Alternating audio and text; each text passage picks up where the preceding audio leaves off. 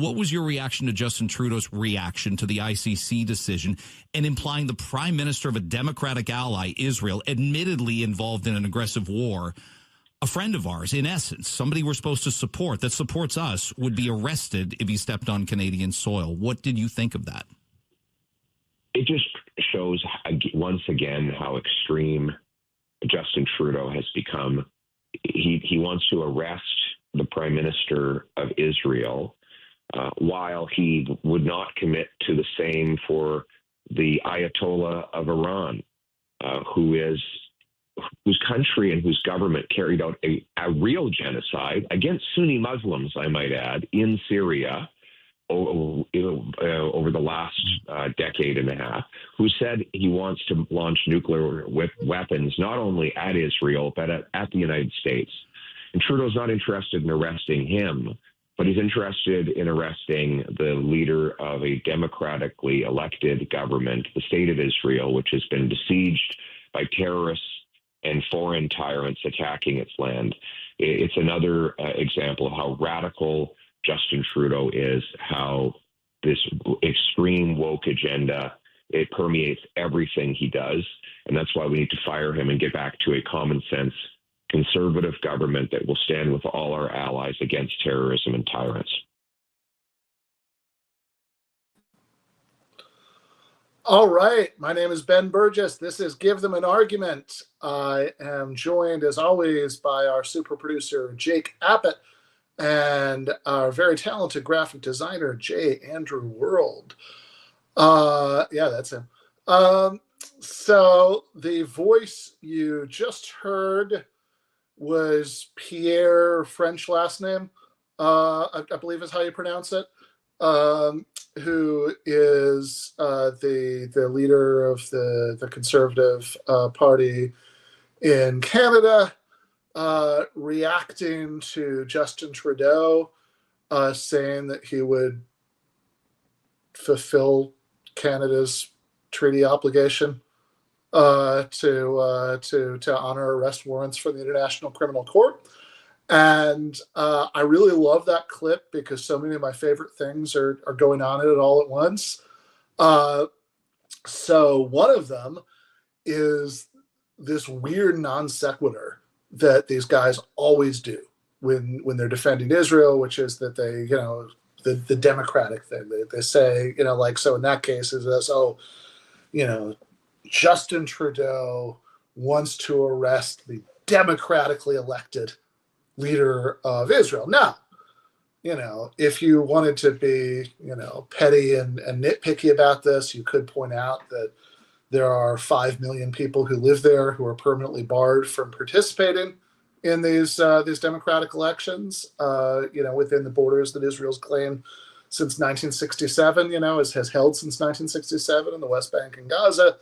But even putting aside minor technicalities, like what percentage of the population has voting rights, is that how democratic elections work? That you just if you're elected, you then it's then okay for you to commit crimes, right? That it's like, oh my God, I don't know. I mean, if Trump actually did what he infamously said he could do in 2016 and shoot a guy on Fifth Avenue, and the NYPD tried to arrest him, I cannot believe you are arresting the democratically elected leader of the United States. Yeah, he's democratically elected. That doesn't actually mean you get to do crimes if you want to, or at least that's not what it's supposed to mean under international law. And they say, oh, well, you'd arrest him, but, he's not going to arrest the Ayatollah, right? Which is, I don't know. I always think of Homer Simpson, with the Ayatollah, it's the yard sale, the Ayatollah thinks he's better than America. But it's okay, is there a warrant for the Ayatollah? Because I think the way it works is that, that there are judicial bodies that put out arrest warrants. And then if you are obligated under your country's treaty commitments, you then honor the warrant. So it's okay, the Ayatollah is a bad guy. There isn't a warrant out for him. I don't know what to tell you, right? I mean, it's like the thing they would do on like, the actual show Cops or, similar programs where, people would be like, oh, why aren't you all out chasing whoever? It's like, well, I mean, you're the one, you're the one there was a warrant for, right? I mean, like, so we're going to arrest you. I really don't know what to tell you, buddy. Yeah, and it seems like such a dishonest characterization of Trudeau, who I'm sure would not be like, I'm sure he wasn't saying in that same press conference or wherever, I didn't see exactly where he announced it. And, I'm really glad it's not the Ayatollah who of Iran, who I love. I'm glad it's Netanyahu. Best friends with my dad, yeah. It's like, oh my God, this would be such a difficult decision if I had to arrest the Ayatollah. But thank God it's just Netanyahu. Yeah, I'm thrilled that I have to say this. I'm Justin Trudeau, and I love making statements like that could potentially be seen as divisive by anyone. Yeah, exactly.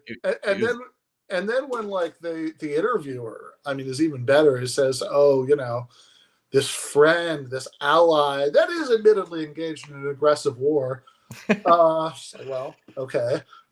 Like that doesn't seem like a small point in all this, right? This is he acknowledged the other side, what you're supposed to do in an argumentation.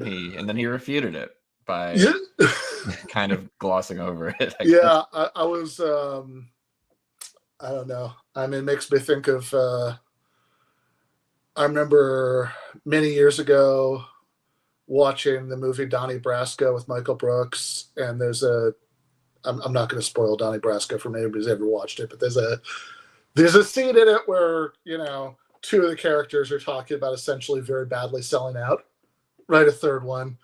And there's this whole lead up in the dialogue that's like, oh yeah, no, we all love him, right? And I remember like joking with Michael, it's like, oh, this is the thing that people do in like shitty articles in Salon and Slate, where they have the paragraph that they tuck away somewhere in between, acknowledging all the obvious massive objections to what they're saying. So it's like, oh, I can say I acknowledged it, right? Like I have a paragraph where it's like, oh yeah, no, we're gonna throw in, it's like why we obviously should not be screwing this guy over, and then then we're gonna do it. Yeah, my mind is there because I'm grading intro level writing essays, and I would say, I mean, honestly, I would pretty much be happy with any essay that makes sense, but I don't know if that would get an A, just where one little paragraph where you're like, here, let me list all of the all just points. The devastating objections to what I'm saying. It's like, so granted, somebody could point out blah blah blah blah. Blah. Anyway, anyway, we have enough audience capture on this magazine that you already don't believe that anyway, so it doesn't really matter. So I dotted my I's and crossed my T's. Exactly. Just amazing.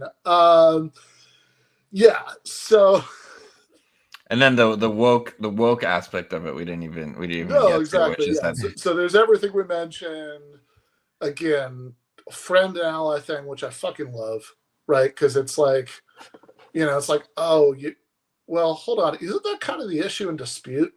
Right, like whether we actually should be supporting these people, right? It's like what you're saying essentially is that we should be supporting them because we're supposed to be supporting them, right? It's like that, I don't really understand the argument there. Just I suppose be a nerd about it, but yes. And then there's the wokeness, which is just the best part. Like, it's okay.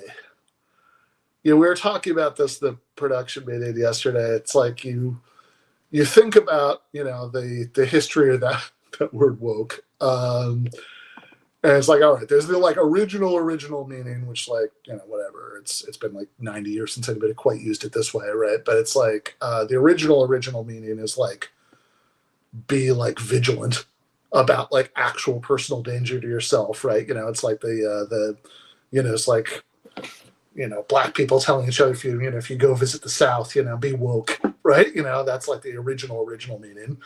And then there's the like in between meaning, which is the sort of 70s black radical kind of meaning, which is like, be like aware of how horrible and racist America is, right? And then there's basically what it's more or less meant for like many years at this point, which is be incredibly annoying, be like a sort of progressive culture warrior in like the most annoying possible way, right? Like that's mostly what people mean by woke, right? You know, you constantly say that things are problematic, right? You know, stuff like that.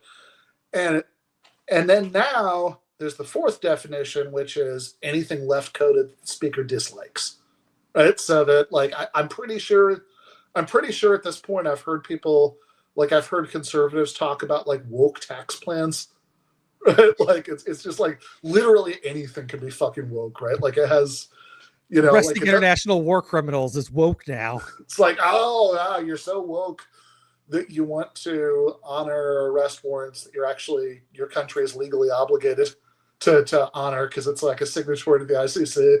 It's a little similar of when we talked about like everyone you don't like is a grifter, which is like you can't even give your opponent the virtue of having any actual support for what they believe. So everything that they believe is just a virtue signal, which is, I guess, what he's saying is kind of what he's implying about Trudeau, which is like, it's just woke. It's just signaling. It's just, you know, even if, you know, the action that you're doing is arresting someone who's accused of killing hundreds of thousands of people. It's just like posture. It's just, like, it's just liberal posturing. Right? Yeah. You gotta have to let people see that you're doing the most enlightened thing. You always have to use exactly the correct language and be very careful about your fucking pronouns and arrest war criminals when there's a warrant out from them from the court that, you know, that your country is a signatory to the treaty created. Like it's like I don't know, man. One of these things just doesn't seem like the other to me. But this yeah, if you're signaling your virtue by arresting war criminals who've killed like tens of thousands of children, then, you know, I don't know. I mean, there are worse things. There are worse ways to do it, right? It's like if you have it's like, I don't know. I mean, it's like if you see like a small child is about to like run into traffic, and you know you like would go up and like grab them. It's like, oh, you know, you just have to signal your virtue by saving the life of that small child, right? Like it's like okay, I guess, right? Like maybe there's something to this virtue signaling after all. Maybe virtue should now and again be signaled, at least, you know, when it actually matters. But yeah, the Ayatollah thing, just amazing, right? That like, as if Justin Trudeau is just personally deciding which leaders he thinks are bad. And it's like, oh no, I'd arrest that guy. It's like as if it's like fuck, marry, kill or something, right? It's like, you know, it's like host his state dinner, arrest, execute, right?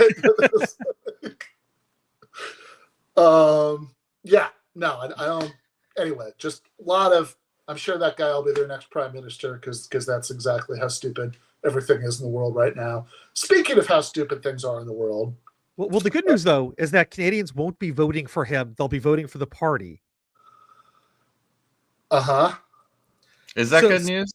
Yeah, I was trying to follow why that was good news. They're not quite as stupid. Oh, I see. Yeah. I mean, well, who else is in the party, I guess, is the next. Yeah. I want to know. We could ask Matt. Yeah. We'll interrogate Matt about who the other Canadian conservatives are to, you know, because I only know Pierre French surname, Jordan Peterson, and let's see, Jasmeet. What's that? Whoa. Sorry. Yeah, virtue signaling taken literally would not, of course. I mean, obviously, taken literally, that is a much broader concept than wokeness. Because, like, you know, when like Aristotle was writing about the virtues and behavior that does or doesn't signal them, right? He wasn't being woke. So yes, commentator.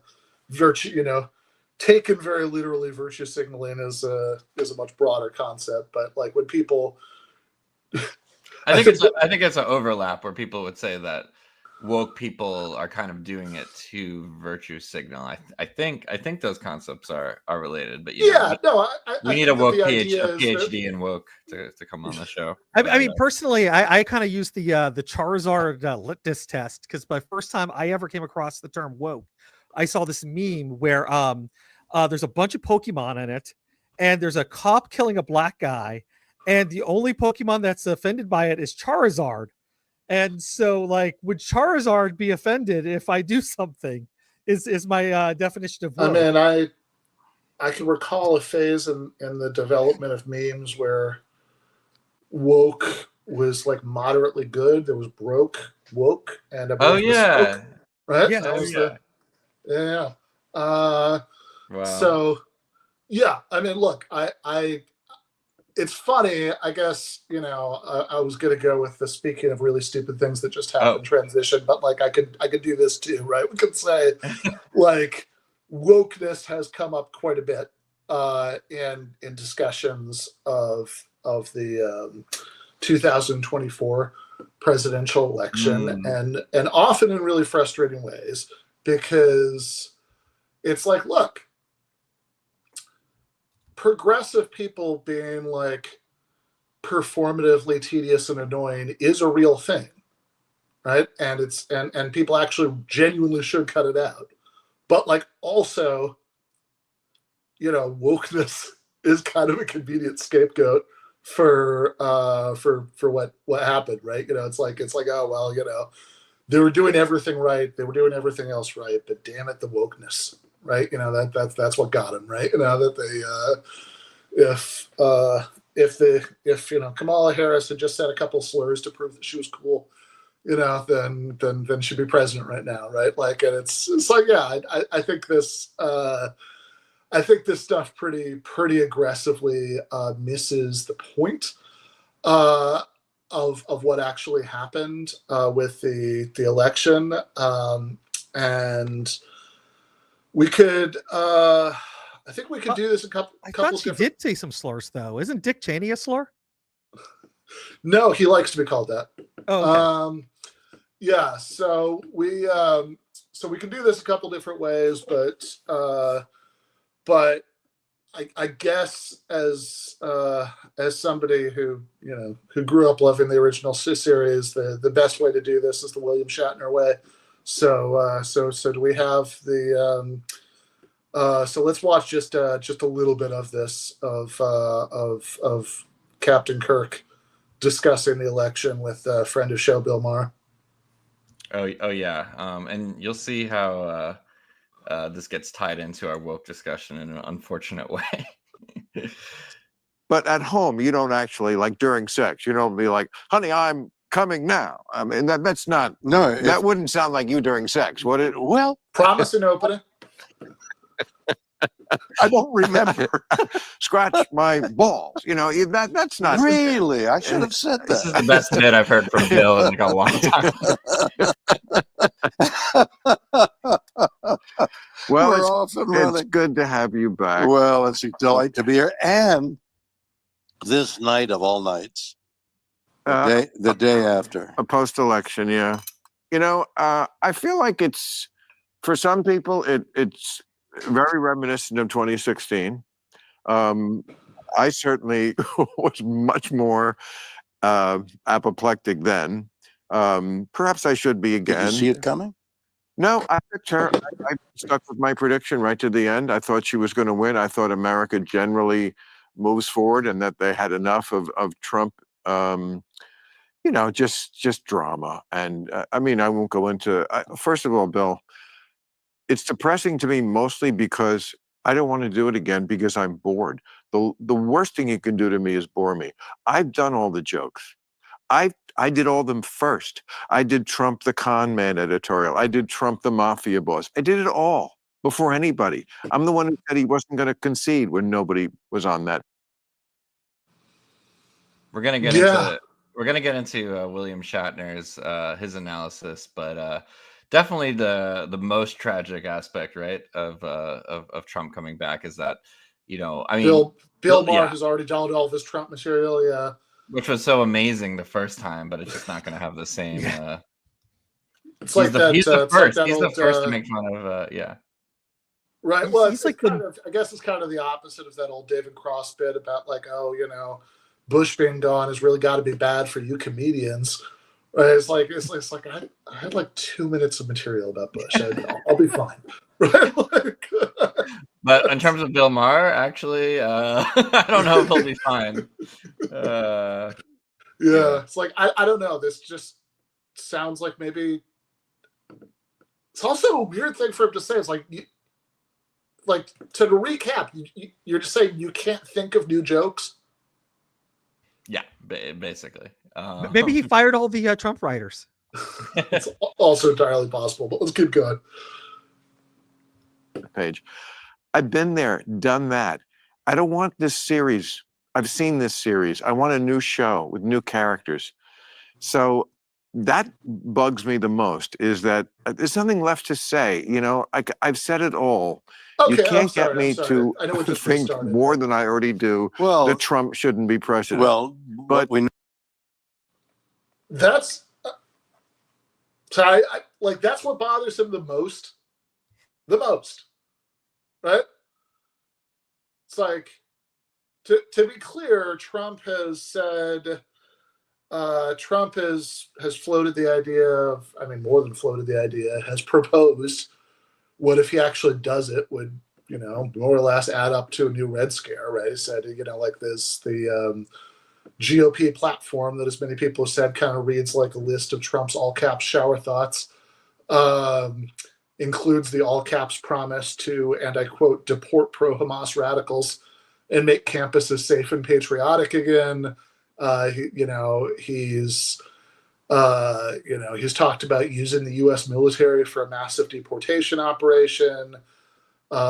He hasn't put it quite like this, but he's essentially talked about invading Mexico, right? He said that he's talked about officially declaring the cartels to be terrorist organizations and using the military, to go after them.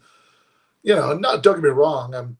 Trump says a lot of bullshit he doesn't really intend to do. So God knows how serious he is about which of these ideas. But like, the top of the list of concerns is that this is going to be very boring for Bill Maher. I mean, I think that might shine a light on the type of politics that isn't maybe going to work in convincing a lot of people. But they're going to kind of get into that.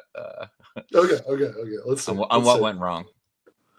Now I have to think about is how to mitigate some of the what some of us think are the worst things. Like, well, I think first okay, off, okay, that's actually much more. Congratulations. You not only won, you won big. He won big. That's, everybody should get props just for success, despite the vulgarities and maybe because of the vulgarities. Maybe because, but also my mantra: losers look in the mirror. Well, I think that's what everybody has to do. The thing that worries me the most is global warming. You can much better answer. The wrong financial advice, get rid of whatever government agencies you want to get rid of. You can always put them back in 4 years later, but you can't lose 4 years of global warming. I mean, we're seeing these storms hit now, and once in 1,000 years storms are now hitting every other year, every year. And it's not like you could say, well, it's going to get better. It's not. It's very funny that you mentioned that, because, the hardest thing to write on the week of an election, because I have to start it on Monday for the show on Friday, and the election is Tuesday. I can't write Monday night who won the election in a show. So I said, this week, what I want to do, and what I'm going to do Friday night, is a piece about global warming, about the oceans, because the only time the floating garbage patch in the middle of the ocean was raised was by the insult comic, when he made the joke about it and said it was like Puerto Rico, and everybody flipped out about that. And my thing is, yeah, haha, but it's really a sad commentary that neither party mentions this giant problem. Size of Texas out there, and confluence of... It's got bigger. Now it's the size of Alaska. So is Texas. Yeah. and everyone, all those people moving there. Everyone in it. Yeah. But you love all the states. You're beloved everywhere, right? I mean, you're beyond politics. Am I? Don't you think? Well, I hope so. I'll take your word. I don't think people see you as a political person? Yeah, well, as someone who, they may imagine, okay, he lives and works in Hollywood and Canadian and, probably a liberal, but, I don't feel like most people in this country hate, especially the conservatives, quite frankly, are much more tolerant of people they don't like. It's the liberals who are purists, especially the ones in this town. They're the ones who, like, if you don't agree with me 1,000,000%, I don't even want to know you. That's one of the reasons they lost. They have a bad attitude. I don't know why the Democrats lost. I don't understand why the Democrats lost. Well, people will be writing books about it for years, many reasons. Part of it was, Biden should not have stayed on so long. That I understand. But inflation, prices have come down. The economy is good. I mean, I don't know why they voted against her. Well, against the party. I certainly could go on and on about that. But basically, she was not a great candidate, let's be honest. When they asked, why isn't she a great candidate? She combined several trends of thought here: black, woman. That's not a candidate. Those are, that's identity politics. That's one of the Democrats. Those are elements. Nobody elects. I mean, yeah, people are tribal. There are some people who vote just for the person who looks like them or is like them. But obviously, I think this proves you got to go a lot further than that. You can't just be woman, black person. I mean, Trump got a quarter of black men. That's 25%. I know. He didn't do much better in generally because the women are very much against him, but he killed it with Latinos. If there's any great irony in this election, is that the guy who came down the escalator 10 years ago talking about the rapists, they keep giving him more of their votes. And again, I understand this. Why? Tell me what you understand. I will. Democrats don't understand their own constituencies. If you're a Mexican American, who do you fear taking your job? The guy who just came in through the border. Of course they like the guy who says, I'm going to keep everybody out. But he didn't say I'm keeping everybody out. Well, I'm going to send everybody out. Okay, but the Democrats could have won this election in a walk, I think. Not a walk, but I think they could have won it if Biden got out earlier. They had a true primary season to find the best candidate, not just one whose turn was it, who, by the way, before they anointed her, nobody was sort of on the page that she was very good at being a candidate. Or she failed the first time. Okay, so if they had done that, and then the pointless reversing of Trump's border policy, which was remain in Mexico and not everything counts as asylum. The Democrats' fatal flaw is they always have to look like the good people. So they reversed that and let in too many people. Not that we shouldn't be a nation of immigrants, but it just was a lawless shit show for years. And people noticed, and then they started to send them, the Democrats' hypocrisy was called out because the people in the northern cities who were like, we welcome everybody. And then the governors on the border states were like, okay, well, here they are. Enjoy this busload. What hasn't been talked about to the extent I will be is the unrest given global warming of millions of people wanting to get somewhere else. And somewhere else is like the United States. There are millions of people that will in the near future want to leave their country because they can't live in it. All right. Lawless shit show. What do you think of? There's a lot to unpack. Yes. Yeah, there is a lot to unpack. I think that Bill lost the thread at the end with the immigration part. I have to say, as much as much as Captain Kirk was sounding more sensible at the beginning of the conversation, it definitely flipped by the time we paused. That immigration aside,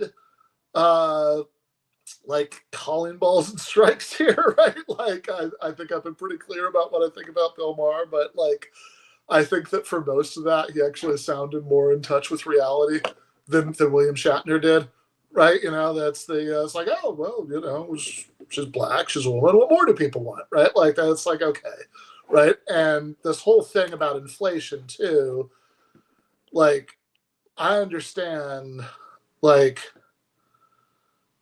I think that they like because the way residuals worked when Star Trek, never mind anything he's been on since then, came on, right? Like I mean, you know, he's still going to get paid for that, you know, until he's dead. And I wouldn't imagine that William Shatner has bought groceries for himself recently. No, I mean I listened to his song "Common People." He doesn't. Yeah, his cover of "Common People" is kind of amazing. Yes. Yeah. But it's even funnier knowing that was written about Giannis Varoufakis' wife, but true fact. But in any case, yeah. Hey, I watched Boston Legal at one point, Stuart. I get it. You know, it's a funny character. But yeah, like I don't think William Shatner is buying his own groceries. But like when he's like, oh, you know, prices are down. It's like, okay, what you mean is that like prices are rising more slowly, or like, you know, it's like, yeah, people. It's like what you're essentially complaining about is that voters aren't giving you enough credit for the fact that like it's not getting harder as fast as it was recently to afford the necessities of life. Like I'm pretty sure that like when people say like in polls inflation is a concern, what they mean is it's like you know, I spend you know, it's like I have a hard time going to McDonald's without spending $20 fucking, right? Like that this is like they're comparing how expensive things are to a few years ago, right? Not being like, oh well, actually last month, you know, the inflation really cooled off, right? So everything's fine now.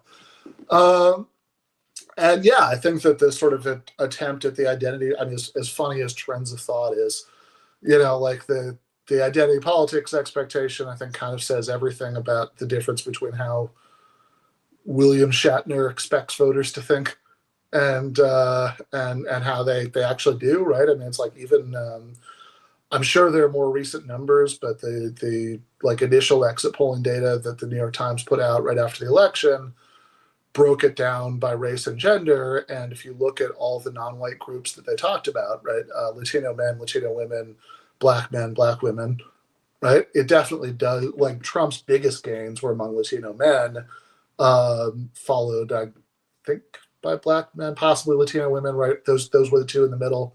And then black women, you know, he gained the least. But also, Trump got a bigger share of the black female vote running against Harris than he got in 2020, running against Joe Biden, right?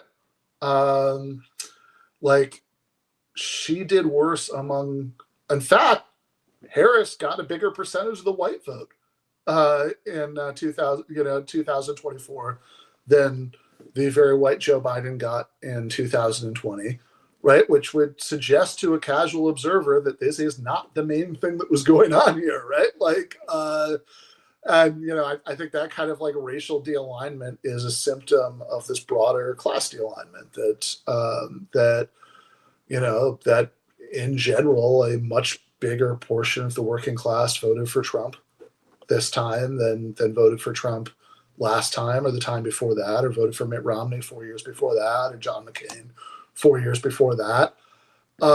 And there's a reason for that, right? I mean, there are a lot of reasons for it, but I mean, the article that I put out for Jacobin right after the election, I think we have a graphic. It's called "The Election we could have had. And, just point out, right, it's like that this didn't have to happen, right? It's like there's no reason this had to happen. I mean, that Donald Trump had to not only be the first Republican to win the popular vote since 2004, but the first not running as an incumbent to win the popular vote since 1988, right? I mean, you actually have to work pretty hard to fuck up that badly, right? And it's not, I mean, Trump did the things Trump's going to do, right? Like this is the, this is the Democrats fumbling it very badly, and they really did fumble it very, very, very badly, right? Like one thing I didn't even talk about in that article, we don't have the graphic, but I wrote something just before the election for something called the Global Labor Column, which is exactly what it sounds like. It's like an online magazine, basically for labor organizers and labor scholars in different places, and about this. Like, look, one of the many inexplicable decisions the Democrats made is that they started this big fight with the Teamsters for essentially no reason, right? A few months before the election, that, Sean O'Brien, the head of the union, had wanted to speak at both conventions because, it's an independent organization. It's not a branch of the Democratic Party. He wanted to bring his message to as many people as possible. And the Democrats responded to the fact that he'd spoken at the RNC by essentially throwing a temper tantrum and disinvited him from the DNC, which means that, to any casual observer, what they saw is the head of the Teamsters speaking at the Republican convention, but not the Democratic convention, which looks like they endorsed Trump, right? I mean, that's the appearance that gives, right? Of just doing one, of him just doing the one, but not the other, complete own goal, right? And then, in fact, they didn't endorse anybody because in internal polling, Biden had been winning, but then Trump beat Harris in the internal Teamsters polling. So it's like, okay, there was like, I think about a third of their board wanted to endorse Harris anyway. And everybody else is just like, no, we just have to endorse nobody, right? That like nobody wanted to endorse Trump, right? But like, it looked like that. And, if they had made nice, it's entirely possible the internal polling would have been different. So that was a decision they made. Class D alignment means, Class D alignment is a term that people use to describe, working class voters over time being less and less loyal to parties that they traditionally voted for, right? So that'd be the Democrats in the U.S., the Labor Party in Britain, etc., right? So Class D alignment just means that it's like working class status is no longer as reliable a predictor of voting outcome. And look, I know pollsters don't ask people what their relationship is to the means of production, right? You have to use these imperfect proxies like education level and income, right? But look, 8 years ago, I mean, Hillary Clinton sucks. She ran a horrible campaign, but she still won a majority of voters making under $50,000 a year. Harris lost those voters, right? She didn't have to, right? As hard as it may be to remember, Harris, when she was a senator in 2019, was a co-sponsor of Bernie's Medicare for All bill. Yeah. She was a signatory of the Green New Deal resolution, which, among other things, called for a federal jobs guarantee. And then, like, one of the first things she did after she got the nomination, and Bill Maher, again, credit is due. Bill Maher is totally right about this, that, like, it was a huge problem that instead of having a primary, they just ended up having to give it to this person who, did really badly when she ran for the Democratic nomination 4 years earlier, right?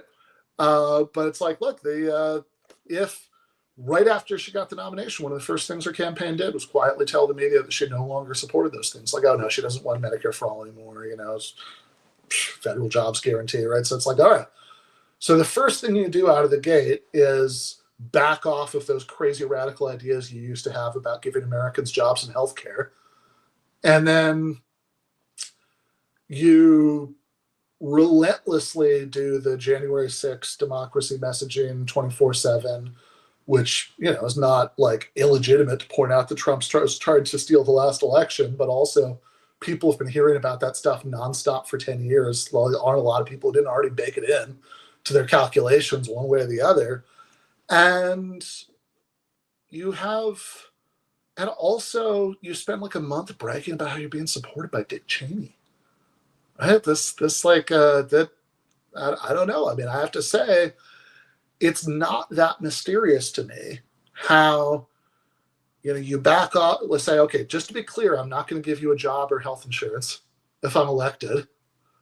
I'm almost never going to talk about economics at all, really. I mean, like, you know, like, I know people are like, oh, no, she actually did run some commercials in swing states. Like, okay, right? But, like, the main campaign message was not about that at all, right? The only real thing that she said was, oh, we're going to give financial assistance to first-time home buyers, which is nice if you're, like, a little bit of assistance away from being able to afford to buy a house. Most people aren't, right? Well, most people either could probably comfortably afford the house, or they're not even close, right? So, like, the percentage of that hits is what, like, I'm not going to ballpark it, but it's like, yeah, right. the percentage that's like, yeah, I'm probably going to do it, but I just need a little bit of help. I'm not saying those people aren't out there, but that's not like the universalist message. Yeah, universalist message is certainly not, right? And again, like, it's just, I saw all these people, like Dylan Matthews from Vox today was responding to this thing about the Dems not leaning into economic populism. It's like, we tried that for the last 4 years. Like, fuck you. No, you didn't. One, being 20% better than Barack Obama in policy terms is not the same as being remotely adequate to the historical moment in which you took power. And two, even if the policy was there, which it's not, like, actually running an effectively populist campaign would mean that you, like, picked some big, clear universalist ideas that you talked about nonstop, that you identified yourself with thoroughly as Trump identified himself with the mass deportations thing, that you talk about it all the time, that you identify villains to mobilize people against, right? Harris didn't do any of that. Not at all, right? In fact, in her debate with Trump, she bragged that Goldman Sachs had had certified her, you know, economic plan as very responsible, right? That's how populist she was being. She actively pursued Class D alignment when you think about it. That was the whole strategy. Yeah, absolutely, right? That's like, yeah, we're gonna explicitly, that was the strategy, right? That we're gonna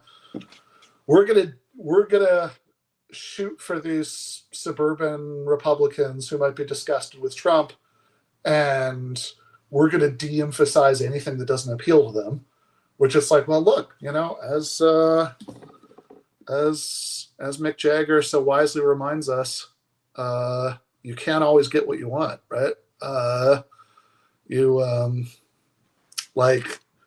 It's like, yeah, I'm sure your first choice would be if everybody voted for you, but that's not going to happen, right? You have to make choices, right, about who you're going to appeal to. And if you appeal to group A, then you're going to not appeal to group B, because that's how that works, right?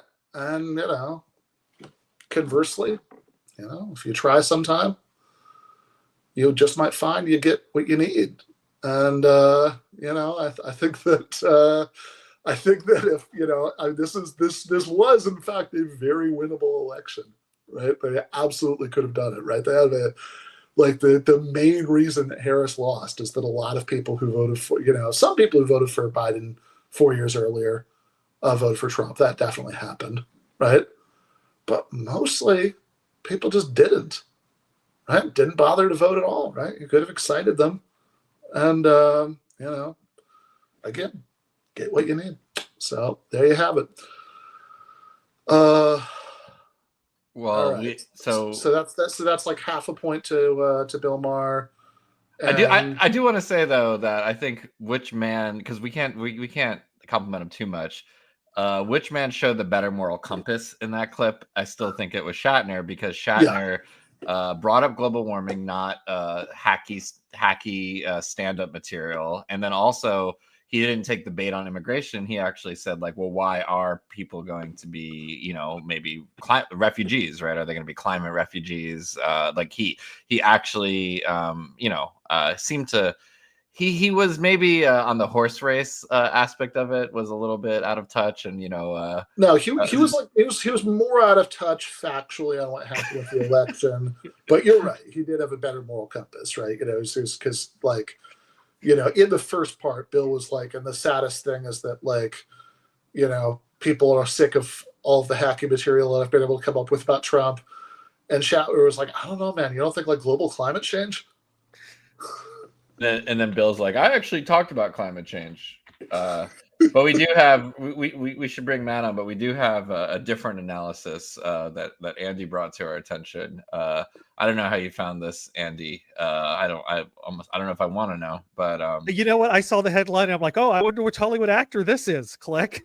So this is a different analysis of the conversation that we just saw. Does it need any more setting up, or maybe we Not can, really. We can maybe I don't know who the guy is off the top of my head. So okay, we'll let him have the last word on this. All right, guys. So we got to talk about this very eye-opening interview between Bill Maher and William Shatner. Now, William Shatner is a Canadian actor who is best known for his role in Star Trek, and I want to talk about this conversation because I think it really shows you how clueless a lot of liberals are. Okay, even though, again, this guy is Canadian, he's clearly woke. He's clearly very far left. And just his whole thought process when it comes to the American elections really is a damning indictment on how liberals think about who to vote for to lead the country. Because for whatever reason, he can't figure out why is it that Kamala Harris was not elected. Why did the American people reject Kamala Harris? Because according to him, her being black and a woman is enough, right? That's all she needed, right? Those are all the qualifications that she needed in order to be qualified to be president of the United States. Yeah, I mean, look, the last part is not wrong, but calling William Shatner either far left or woke is pretty funny, right? He's certainly not far left. He just kind of comes off as a Democrat. And maybe I'm just too influenced by his character on Boston Legal, but Shatner does not, in fact, strike me as particularly woke. I don't. This might be hard to back up, but I just don't think he would have said like, she's black, she's woman. If he was actually woke, if he was actually woke, he would have been like, oh no, this is gonna sound bad, I shouldn't say that. yeah. He was like, I thought that's what people like. I don't know. I mean, I remember a few years ago he actually said something. I don't remember what he said, but it was a little transphobic, and people were coming at him, and he did actually kind of walk it back, like, he reminds me of my next door neighbor who, when I introduced her to my children, and she used the wrong pronouns and I corrected her. She goes, "Oh, they're just like they're just like my daughter. She uses they them pronouns." There's some weird code switching going on in the middle of the sentence. I mean, he's 94. He's 93, right? Maybe he wants to be woke, but I don't think he'd be able to be woke if he tried. Yeah, exactly. I think he would actually be incapable, like literally incapable of like figuring out what would count as woke by 2020 standards, which is fine. William Shatner should may William Shatner, do what he's doing forever. I don't think you should particularly go to him for election analysis, but like analysis, yes. I enjoy the fact that he continues to exist. Yes. All right. Well, on that subject, let's bring on Shatner's fellow countryman, Matthew McManus, who has, like William Shatner, written a book. I think Shatner actually had a few. I remember Tech Wars. Yep, I actually knew one of his ghostwriters. Nice. I think he's most famous for his books, right? Yeah, primarily known for his books. Yes. But Yeah.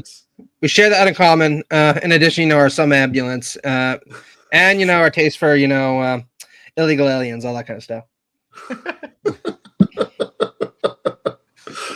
Yeah, well, Matt's book is the political theory of liberal socialism, and I am very excited to have. I think this is technically.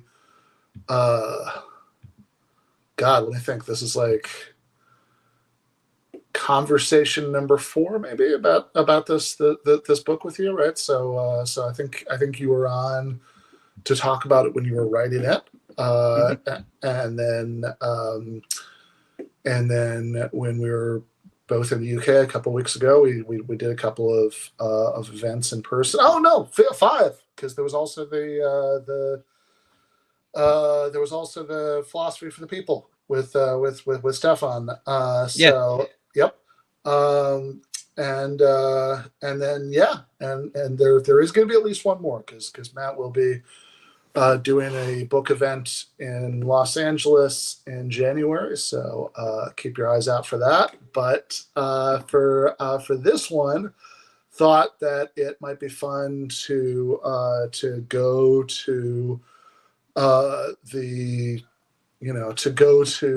sort of like, the last couple of conversations we had about this were pretty specific to the Marx chapter of the book, but for this would be good to start at the beginning, since I'm going to try to.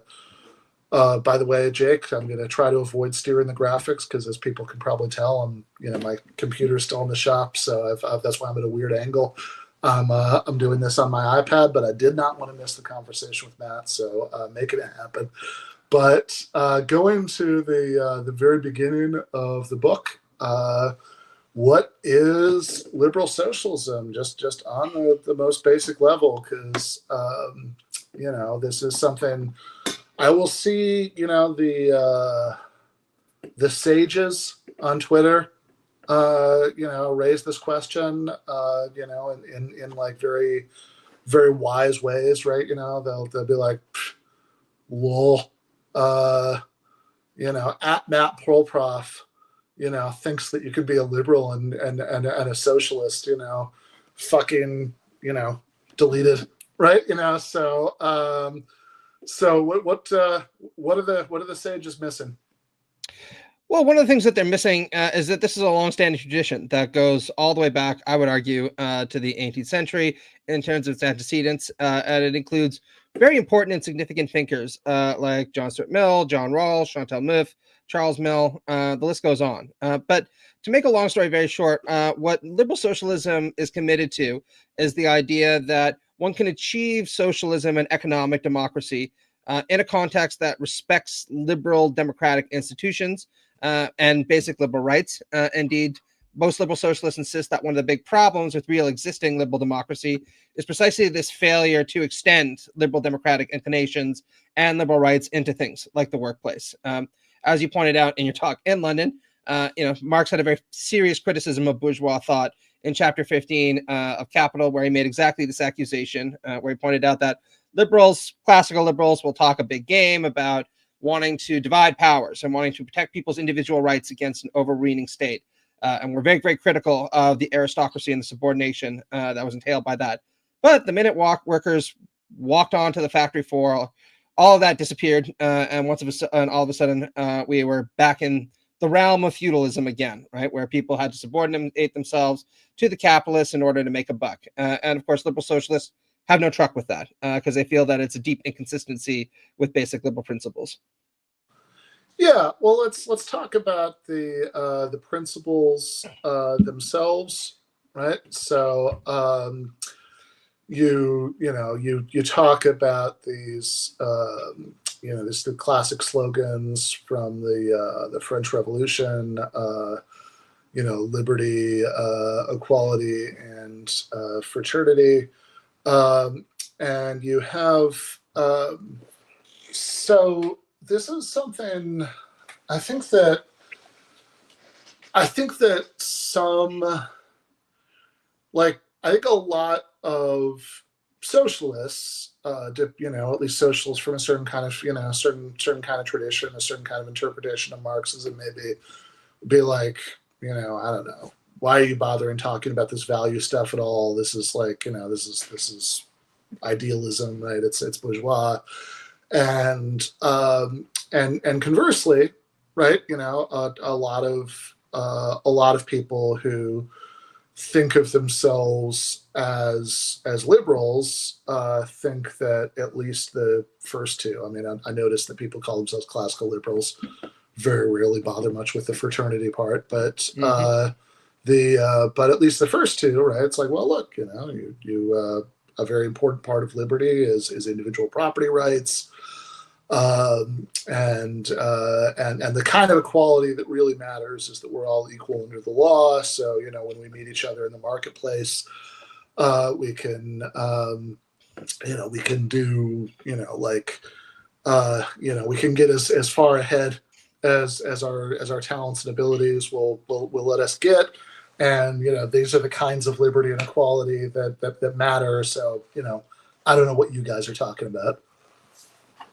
Yeah, absolutely. So one of the things that I point in the book is that there's a lot of different ways to understand liberalism and socialism. These are complicated, extremely robust traditions. If you were to go to the end of the 19th century and the SPD, there were 6 flavors of Marxism that you could choose from, right? So when people adopt this kind of essentialist attitude towards liberalism or socialism and say they're incompatible with one another, or real socialism would entail that, it really all depends upon what you mean by socialism and what member of the liberal or socialist families you're picking out. So obviously certain strands of possessive individualism, neoliberalism, classical liberalism would be incompatible with socialism. And there are certain forms of authoritarian socialism or command economy socialism that would be absolutely incompatible with liberalism. What I'm talking about is the form of socialism that is compatible with liberalism and vice versa, since any liberal socialist would argue that the one entails the other. Indeed, you can't be a good liberal without being a good socialist, or a good socialist without being a good liberal. So what does that mean in terms of this commitment to liberty, equality, and fraternity? Well, almost any good liberal would swear by certainly the first two. And many liberals, including in the American tradition, people like Thomas Jefferson, for example, would swear by the fraternity principle as well. And for the most part, every socialist claims to be at least normatively inspired by the revolutionary principles of liberty, equality, and solidarity for all. But what liberal socialists would argue is that you can't really have full freedom, full equality, and full solidarity or full fraternity in a society where capitalist domination persists. Now, each liberal socialist author that I talk about in the book gives a different set of reasons for this, but I'll just focus on 2. One very good example is any liberal socialist will point out that you're not really going to have political equality in a society that is characterized by the kind of mass inequities, economic inequities that emerge under conditions of unbridled capitalism. Why? Because obviously people who have immense amounts of wealth relative to other people are going to use that wealth in order to hemorrhage political power for themselves. And this is a point even someone who is as much an ideal theorist as John Rawls pointed out in Justice is Fairness, a Restatement, right? That you're not going to have equal political rights in a society where Elon Musk gets to own a major part of the public square, and most of us are just barely able to get 1 or 2 likes on something like Facebook, let alone owning newspapers, et cetera, et cetera. And then the second way in which all liberal socialists are deeply concerned that you won't be able to achieve liberty, equality, and fraternity under capitalism is precisely what I mentioned before. The fact that there's this real narrowness in terms of the application of liberal and democratic principles under classical liberalism or possessive individualism, because liberals in that kind of vein just don't really care to extend concern for liberal rights and concern for democracy into the economic realm. And it's very important that we do. So like Elizabeth Anderson points out in her book, Private Government, if you were to ask the average American, are you okay with being told when you're going to go to the washroom, when you're going to wake up, what you're allowed to watch, when you're allowed to have your lunch, what you're allowed to post on social media by the government, then there would almost immediately be a revolution. People wouldn't stand for it. But we tolerate those kind of things day in and day out because they take place in the workplace. And that's all expected to be fundamentally natural, even necessary for our economic well-being. And that's extremely damaging, right? We spend decades, usually, of our lives at work. In many ways, our interaction with where we work is far more profound and far more tangible than most people's relationship with the state, which we'll probably only interact with once every 4 years or so when there's an election. So any liberal socialist would say it's absolutely integral to extend this concern for liberty, equality, and solidarity into the workplace by democratizing workplace spaces and extending liberal rights to protect against domination to a site where they rarely have been extended. Yeah, and I mean, certainly if you think about social solidarity, I mean, this is this is something that I think I think that it's like people who claim that capitalism embodies liberal values, right? Are obviously very focused on liberty, and there's a certain very narrow kind of equality, right? That they can talk about. But I mean, this one really tends to get lost in the wayside, right? Like, I mean, if you think, because I think it might just be a little bit too obvious, right? That untrammeled market society, is just really bad about this, right? I mean, that like you have to, I mean, if you're in a process of cutthroat market competition, right? It's really not in your interest to be too emotionally invested in what's going on with the people that that you're trying to defeat, right? I mean, if you're fighting with government regulators to who are trying to like make your meat packing plant safer, right? It's you probably aren't gonna like you're probably going to go crazy if you start feeling too much intense sense of brotherhood with the people who work there, and and for that matter, even if you're a working class person, you have a job at that plant. Like it's very in a society that's unequal beyond a certain point, right? I mean, everybody is sort of trained to exclude just massive portions of people who live there from their sphere of concern, or you're just not gonna be able to function, right? I mean, if like every time you live in a major city, and like even if you have a shitty job, like if every time you're on your way to that job you have to step over a homeless person, if you allow yourself to be bothered by it, right, you're gonna have a very bad time, right, in life, right? So it's very I mean, it's sort of like this one almost seems like the one of the trio that it's like, yeah, I mean, that they have a sort of that, like, whatever else you can say, in favor of capitalism, and then like, communal bonds of solidarity between people who don't personally know each other, I mean, it's surely not it. Yeah, absolutely. And this brings me to one of the important things that one of the important points that all liberal socialists stress, which is a critique of the forms of inequality that actually exist in capitalist societies, and the way that they're often presented as a kind of equality when they're really not. So there are two levels to this. So first off, some people will say, well, under capitalism, people possess formal equality of opportunity and equality under the law. And any decent, even moderately progressive liberal will be able to point out that that is emphatically not true. Right. If Nate Hochman, the conservative, even made this point on Twitter, and he was right about this. So, points to him. If people were really concerned with establishing a meritocratic society of defined by equal opportunity, so really only the best rose to the top, it would require a redistribution of wealth in the United States and elsewhere on an unparalleled scale, right? We'd have to do away with private schools. Everyone would have to get the same kind of quality of education. We would have to make sure that people lived in really decent homes, because if they were brought up in homes that were inferior to others, then who knows what they would have been able to achieve if they weren't living in a house with asbestos or lead or whatever it happens to be. So even taking seriously this idea of equality of opportunity would require just an intense redistribution of wealth in the United States. And of course, this is what Americans profess to believe in. It's not like, we're bringing in or smuggling in foreign values here. But then liberal socialists would go further and say, okay, let's imagine we could have something like what Thomas Jefferson or John Adams wanted, a world where artificial aristocracy is eschewed and natural aristocracy prevails. Well, any liberal socialist would point out that would also be highly undesirable. Why? Because you would end up with a ruling class that would feel that it owes nothing to the people at the bottom because everything that they did for themselves, and a group of people at the bottom that would feel that they were wholly responsible for their own failures and just had to internalize that sense of failure as, basically understanding themselves as losers, right? They had a chance in life. They weren't able to cut it. Too bad. And what we have today, I would submit, is this really toxic fusion of both of these propensities. We have a ruling class that does think it's made it to the top through its own efforts. And we have a lot of people at the bottom that feel extremely anxious and resentful about how they haven't been able to make it. But that's coupled with the fact that anybody with a brain and eyes to see can recognize that the game is fundamentally rigged from the get-go. But that doesn't console against any of those kinds of feelings. You see rich people say this all the time.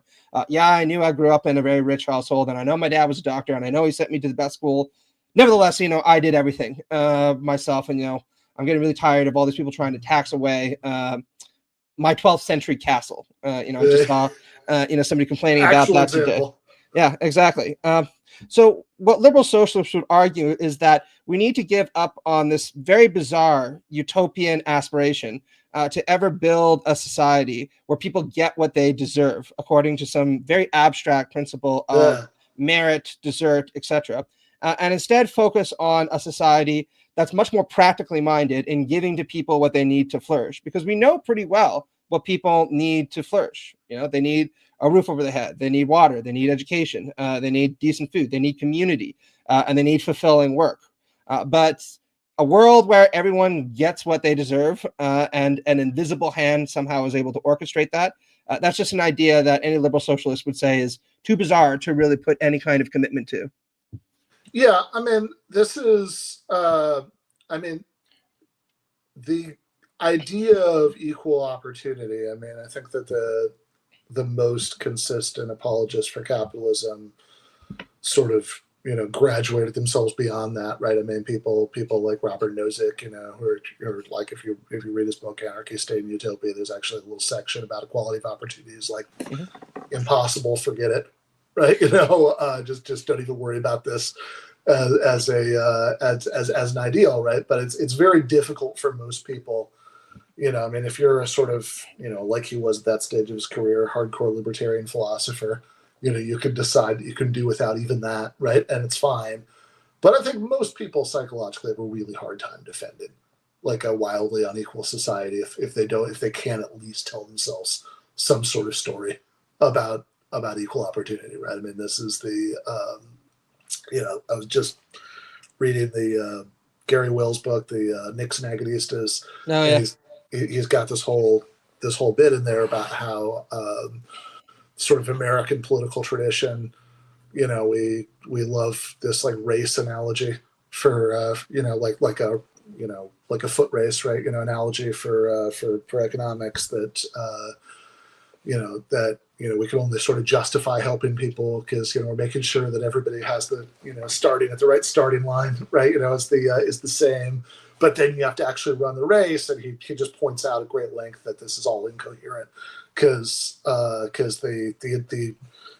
this model only works if you have two different phases in time, right? There's that like everybody's lining up at the starting line, and then the race. But of course, actual economies can't work like that, right? You don't have everything's redistributed to like a year zero once every 30 years or something, so everybody can start out at the same race, right? You're just new people are being born all the time, and they're being born into particular families that are at particular economic levels, right? So this just sort of doesn't make sense on its own terms. But then if you give up on that, then it's like, God, that's so grim, defending this without even that, right? It's like that, you say, oh, some people are just going to have way more than others, and the losers aren't even going to have a chance to be winners, right? Like that that's such a hard pill to swallow. Oh yeah, absolutely.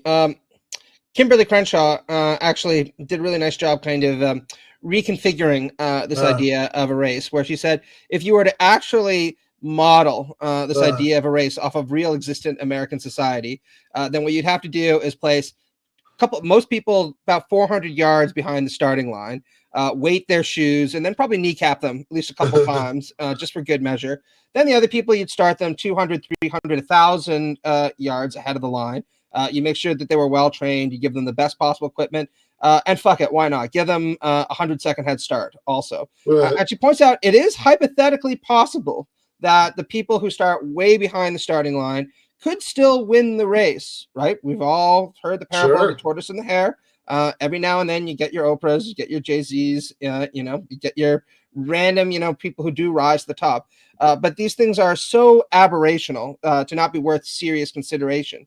And she points out that, again, if you were really committed to this idea of a meritocracy where the best win, you have to be insistent that everybody wind up at the same starting point.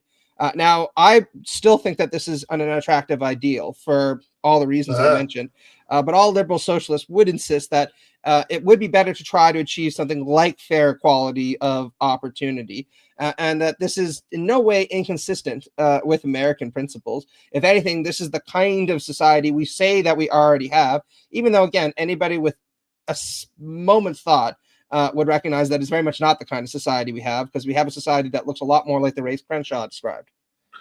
Yeah, well, so you just mentioned American principles, and a few minutes ago you talked about Thomas Jefferson and the idea of a natural aristocracy as opposed to artificial aristocracy, which is one conversation I suppose you could have about that is the irony of somebody saying that, well, they literally owned a bunch of people who were born into slavery. But, putting that aside, you do have he also apparently tried to squeeze them harder to pay off his gambling debts. So as you do. Yeah. That was Tom for you.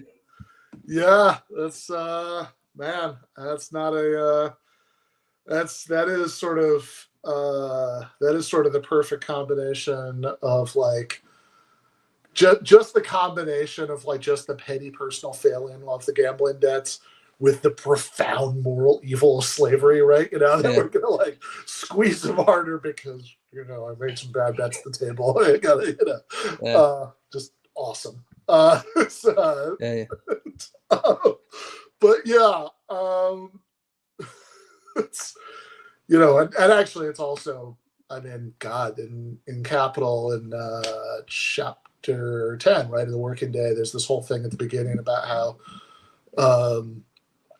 under pre-capitalist social arrangements, you usually don't, there isn't really this boundless thirst to expand the working day further and further and further because, you only need to squeeze enough surplus labor out of people to like, kind of keep the ruling class and the sort of personal lifestyle that they expect, right? As opposed to the kind of boundless push for more profits that you get from market competition. But I guess this is somewhere in between. It's like all right. Also, Papa made some bad bets. You all need to work twice as hard next month. Yeah. But you do have a chapter, Jake. This is the Liberal Socialism 3 graphic on the much better founding father named Thomas, Thomas Paine, who you point to as a kind of interesting forerunner of the tradition that you recovered in the book. Yeah, absolutely. So Thomas Paine, for those who don't know, began his career as a revolutionary pamphleteer for the American Revolution. He was apparently popular enough that George Washington would insist that Common Sense, which was the name of his main period pamphlet, would be read aloud to the troops, and they'd get really stirred up by it. And even in Common Sense, you can clearly intimate that it's quite a bit more radical than many of the other founding fathers, like John Adams, for example, or even Jefferson, for that matter. Adams and Jefferson were both comfortable with this idea of a natural aristocracy taking the place of an artificial aristocracy. Anybody who read Common Sense would know that Thomas Paine really just does not like any aristocracy whatsoever, mostly because he thinks the whole idea is nonsensical for a variety of different reasons we need to get into. But all this would just kind of situate him within the classical liberal tradition, albeit on his left end. Where things get really interesting is around the time of the French Revolution, which Paine also ably defended in books like The Rights of Man, where his positions don't necessarily shift, but they evolve in certain kinds of interesting directions. So in pamphlets like The Rights of Man and Agrarian Justice, you start to see Paine pivot away from a kind of a dogmatic Lockean position to something that looks a lot more like a left Lockean position. So he still tells a story that's pretty similar to John Locke, but the details shift in a way that's quite significant. So probably the most prominent example of this in Agrarian Justice is Paine says, look, the reality is that all property is initially owned in common, the way that Locke described. But we also have to understand that personal property is very much an artificial kind of property, which is backed up by society, calls it a social institution. And we also have to recognize that the rich, through coming to own a lot of property in land in particular, have dispossessed the poor of an enormous resource that they would have otherwise been able to use to secure their own flourishing. And so Paine says, since the rich owe society a debt for their ownership of the land and other resources, this debt needs to be paid, particularly to the poor, as a matter of right, through a tax system that will fund a wide array of different benefits. So by early 19th century, late 18th century standards, what Paine comes to argue for is really quite expansively generous. It includes things like universal education, a universal inheritance. All mothers are to receive a stipend upon giving birth to give themselves and their child a head start. Include things like a guaranteed jobs, something that, of course, FDR would later on become quite fixated on. And Paine insists that this is supposed to be quality work that's well remunerated. And it's not supposed to be forced labor either. You can leave at any time if you want to go work elsewhere. And then he also proposed something like a national pension plan. And actually, his idea for this national pension plan became more generous between writing The Rights of Man, Part 2, and Agrarian Justice. And I want to reiterate, all this was something, according to Paine, that the rich had to do as a matter of right because they owed the poor in particular a debt. This wasn't charity, it wasn't generosity. It was justice, as he understood it. And he gives a bunch of different arguments for this as well, including one that sounds an awful lot like the argument about homelessness you mentioned before, where he says, the rich constantly complain about being exposed to the reality of poverty in their society, but then they don't do shit about it. They complain about it and then decide to move the problem away so they don't have to deal with it, as though just not looking at something makes it disappear.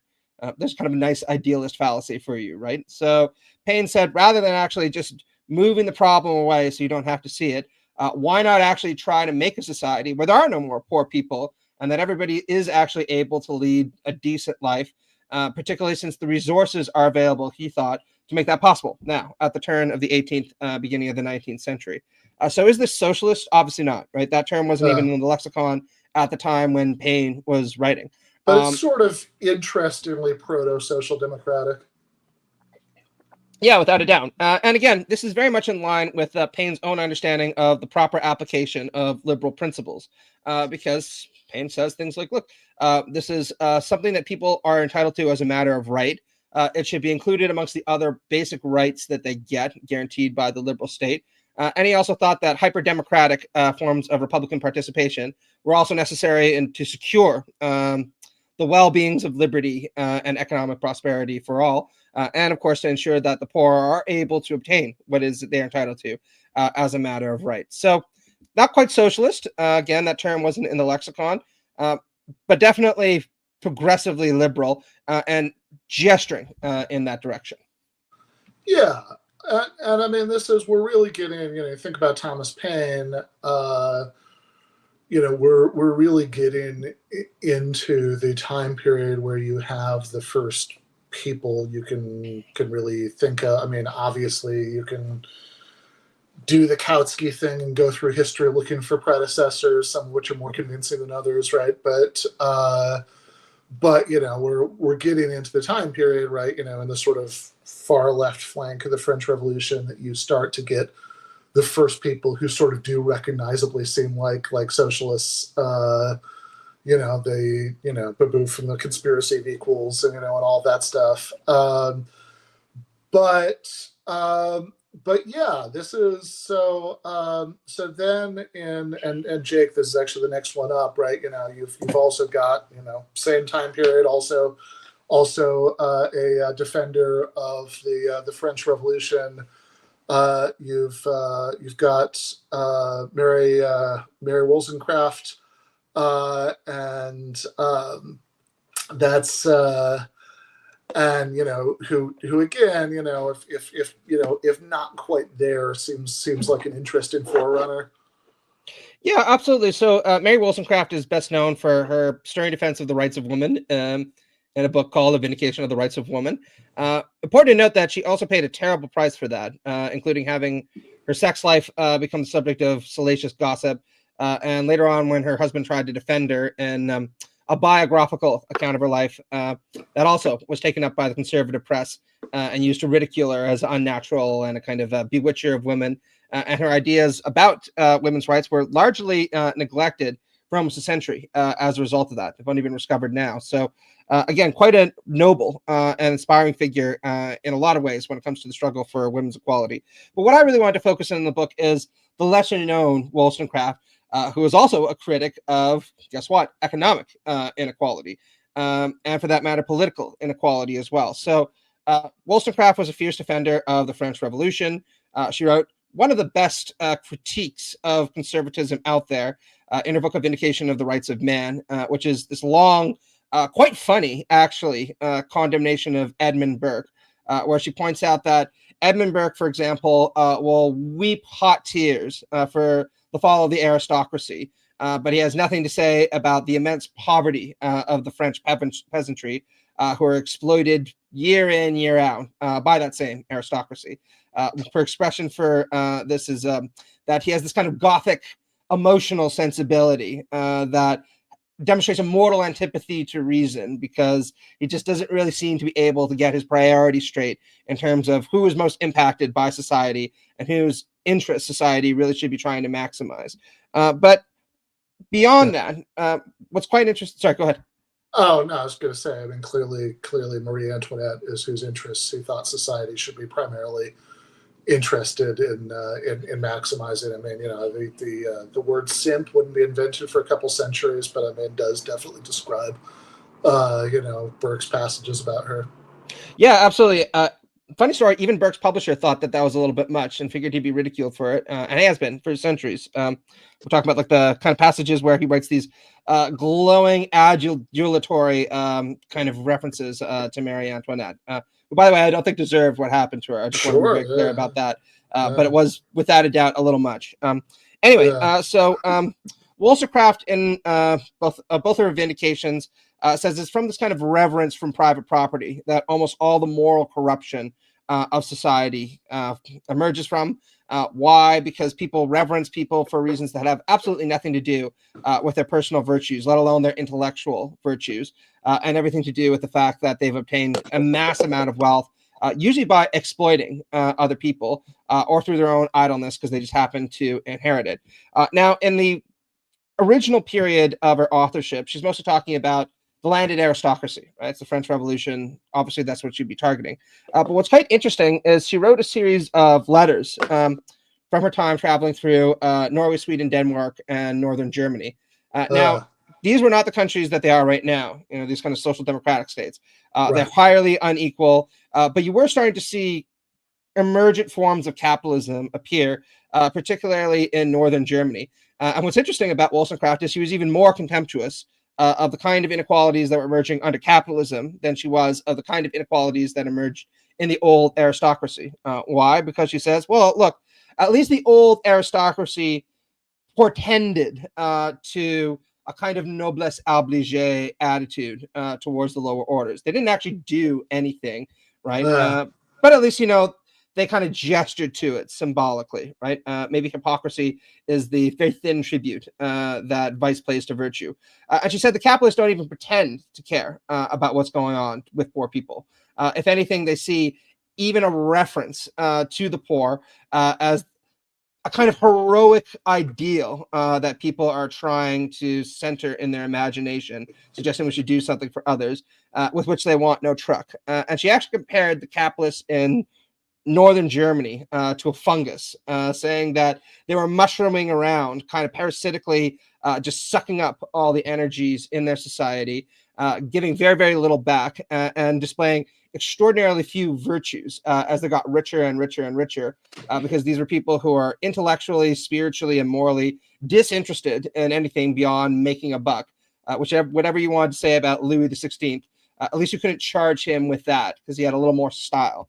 So where all these thoughts would have gone had she ended up living, because she died, unfortunately, at 38 from childbirth, giving birth to Mary Shelley, author of Frankenstein. Yeah. We can't really say, right? She died young, but without a doubt, she was a deeply inspiring thinker. And again, you can clearly see her moving in a kind of anti-capitalist direction, and towards a commitment to a liberalism that is going to be very focused on a relative equality in property. Maybe she would have systematized it had she lived long enough. Who knows? Yeah. Okay. So Paine and Wollstonecraft are interesting as these figures who are in kind of, right in the sort of heroic revolutionary period of bourgeois liberalism, who are who sort of coming from a place of deep commitment to liberal principles, are friendly to some form of economic redistribution, are sensitive to concerns about economic inequality, but if you're going to talk about liberal socialism as a thing that as not just a sort of vague possibility that's kind of present in the writings of these forerunners, but as a thing in its own right, where it really comes into its own. And Jake, this is the next one, is with John Stuart Mill, who you refer to here as the first liberal socialist, which is interesting, right? Because this is, I think, often precisely not how he's remembered, right? That people certainly, Marxists for whom he's on their radar at all will think of Marx's bashing of his early Mill's writings on political economy in Capital. People who just kind of know Mill from philosophy or political theory classes they might have taken in college will know utilitarianism, of course, just advocating that general moral theory. Will maybe know, depending on what kind of classes, right? On liberty, or the book about the subjugation of women, maybe even, right? But which are just sort of in the kind of language that was used by 19th century radicals, right? People talk about the political question and the social question, right? Where the political question is about, securing, charters of basic rights for everybody, having parliamentary democracy, all that stuff.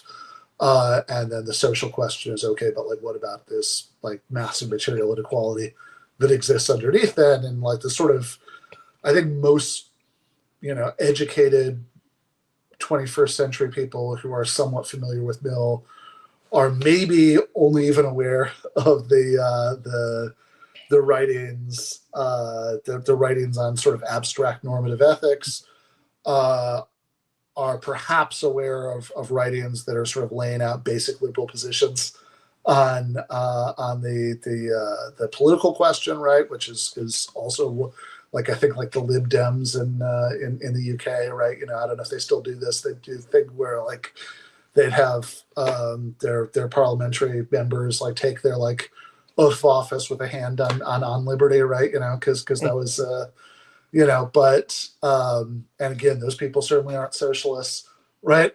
Or again, best case scenario, if you're one of the best people and you've read Capital, you're aware of these economic writings that are that seem just sort of generally enthusiastic about markets, or at least that's the impression that you get. But like in this case, we're not like drawing out implications. I mean, like the guy, you read the autobiography, he says, I'm a socialist. Yeah, absolutely. So there are a couple criticisms of Marx's that land, and we can get into that later on. But the reason I describe him as the first liberal socialist is for exactly the reason you mentioned.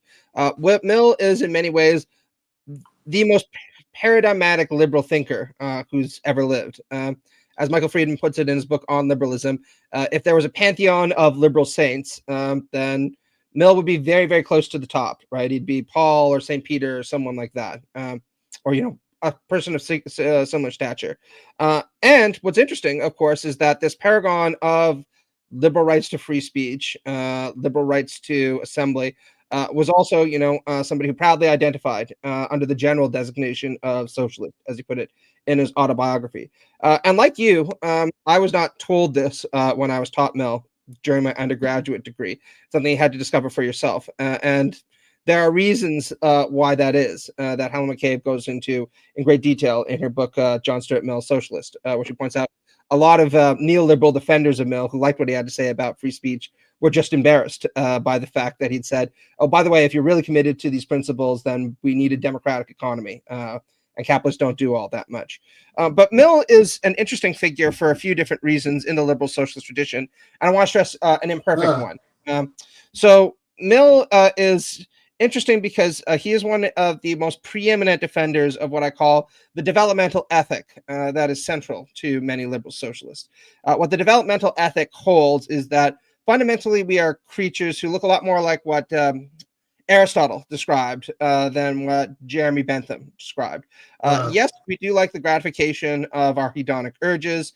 We can without a doubt be competitive in trying to gratify those urges. But we are much more the kind of species that likes to develop and exercise our human powers so that we can express ourselves and become something like, to use Mill's metaphor, a living tree that extends to its natural parameters. And Mill also insisted that this is only possible in the right kind of society and with the right kind of people. He wasn't a kind of comprehensive individualist in thinking that we could fully flourish without others, even though he was certainly an individualist in thinking that the individual needed to be protected from things like the state, or for that matter, capitalist domination.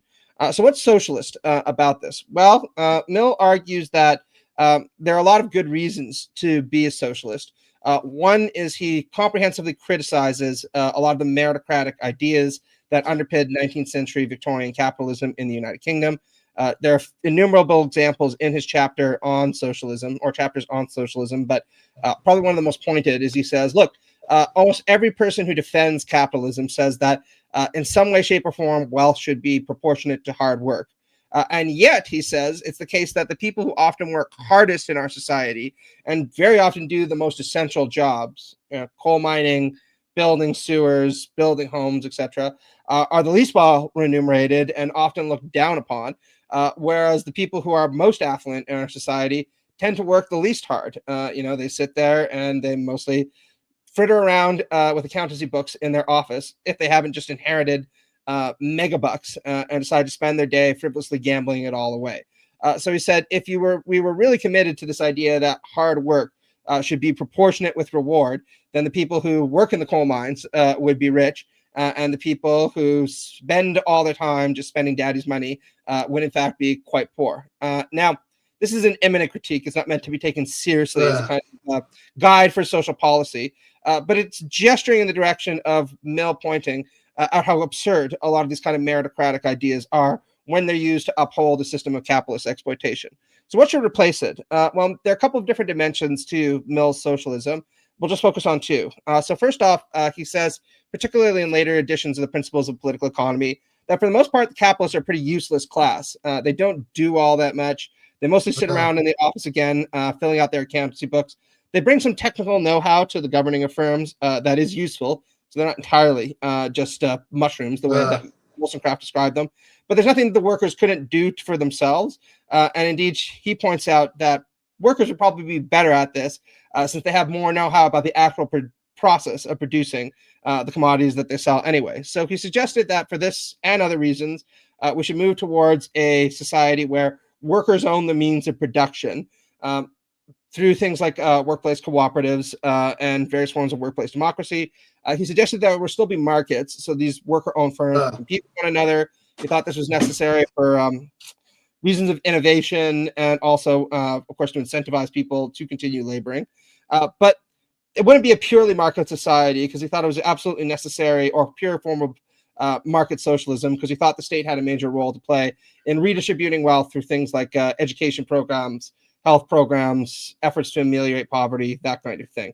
So it's this combination of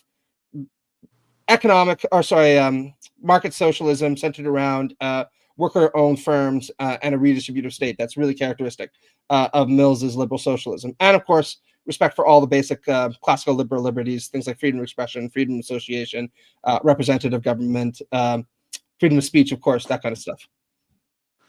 Yeah. So this is, and yeah, I mean, I think the thing about market socialism is an important point, right? Because I mean, certainly, you know, I think very similarly. I mean, I think almost everybody who uses that phrase in the 21st century, it's like, you know, what it really means at this point, and I think what you're saying is Mill is kind of continuous with this tradition, right? Like what it really means at this point is just, you know, I'm a socialist, not just in the sense of, you know, like the sort of like the Bernie Sanders sense of I'm a socialist, right? That I want to do like socialist policies within capitalism, but like I actually want to move beyond capitalist, you know, property relations. But I can acknowledge that in any form of socialism that we kind of currently know how to design, you know, we'll still need some market mechanisms. But like all proposals for, you know, what are called market socialism are actually proposals to, in one way or another, actually massively enlarge the role of the state in the economy, right? You know, to you know, I mean, like if the, you know, I mean, if nothing else, right? I mean, like, you know, if you're in the U.S. context, right? I mean, you know, we want to nationalize and centrally plan healthcare, and you know, et cetera, et cetera, et cetera, all that stuff. Probably those commanding heights of the economy and this, you know, kind of traditional socialist language. But you know, but you know, you might also think that in a weird way, right? Like Mill's prescriptions might be worth taking another look at now, because like, you know, Mill is maybe influenced by, you know, his own evolution as somebody who started out as in some ways more of a classical liberal, like with some of the early stuff he wrote about political economy. And so he kind of had those pro-market views because of that. But like in some ways you think about like the way that somebody like Marx, right, you know, who you also write about quite a bit in the book, sort of like Marx, you know, like maybe the least plausible part of Marx is there's just like very, very, I mean, he doesn't write about it much, right? You know, I mean, it's a very, it's actually very rare that Marx explicitly touches on this, right? But when he does, right, you know, he's sort of extraordinarily optimistic, you know, about what socialism could look like, right? You know, and sort of even like sort of exuberantly utopian about it, and you know, like there's a footnote in, you know, one of the early chapters of Capital where he says that, you know, that you'd have like whatever system you use to decide how, you know, the consumption, you know, would work would be no more like money than like a theater ticket is money, right? You know, so that's not like a spelled out, you know, vision, right? It's not a blueprint, but it certainly gives you an idea. And, you know, and I think that people, I don't know. I mean, I kind of think that some, when you kind of go to ideas about what a socialist society that are closer to what you talked about for Mill, I think some, you know, radicals will be like, oh, that just sounds kind of boring, or like that's not like different enough, right, from the society that we live in, because you haven't completely transcended all market mechanisms, etc. And it's like, okay, man, but like, you know, we could have a society that wasn't divided between a subservient labor force and a ruling class living off their labor for the first time since like the agricultural revolution, right? I mean, like surely you can get a little bit excited about that. Yeah, without a doubt. So this is actually one of the more interesting debates that I try to mince in my book, the kind of Marx-Mill debate.